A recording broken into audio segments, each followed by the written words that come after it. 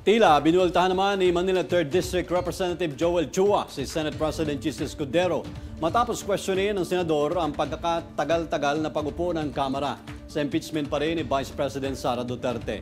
Sa nakarang press con ni Escudero, mistulang napikon ng senador sa mga tanong nila na o tila minamadali daw ang Senado na simulan na ang impeachment trial at patuloy na ginagamit ang salitang immediately upang kalabitin ng Senado na umpisa na ang trial. Nagamit yung salitang immediately ha, pero 2 buwang inupuan yan ng mga congressman. 2 buwang inupuan yan ng mga complainant ngayon sa Senado.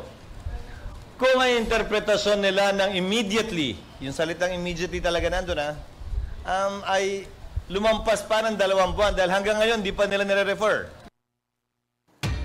Sagot naman dyan ni Chua, higit 300 daw kasi ang member ng Kamara kung ikukumpara sa Senado. Depensa ng mambabatas, hindi ganoon kadali na bumuo ng konsensus, lalo na pagdating sa pag-impeach ng isang politiko.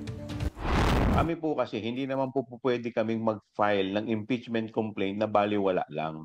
And besides, unlike po sa Senate, mahigit 300 po dito ang congressman na magdedesisyon po para po dito sa impeachment complaint na ipa-file. Hindi po ganun kadali na mag-agree ang lahat at mag-master ng 1/3 dahil mahigit po yan, 306 kung hindi po ako nagkakamali.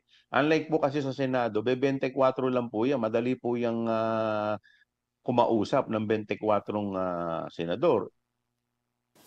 Para kay Chua, kung lalong patatagalin ang impeachment trial ay baka masira o may iba na mga ebidensyang nakalap ng House of Representatives.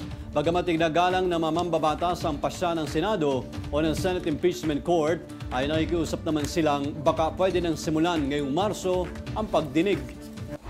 May gusto na ito pong impeachment ay masimulan na dahil alam po ninyo, siyempre tinitingnan din po namin yung mga ebidensya na nakalakap po namin, yung tampering of evidence. Isa po yan. Pangalawa po, yung mga testigo po natin, siyempre alam po natin, baka mamaya pag tumatagal, medyo marami po dyan ang matakot.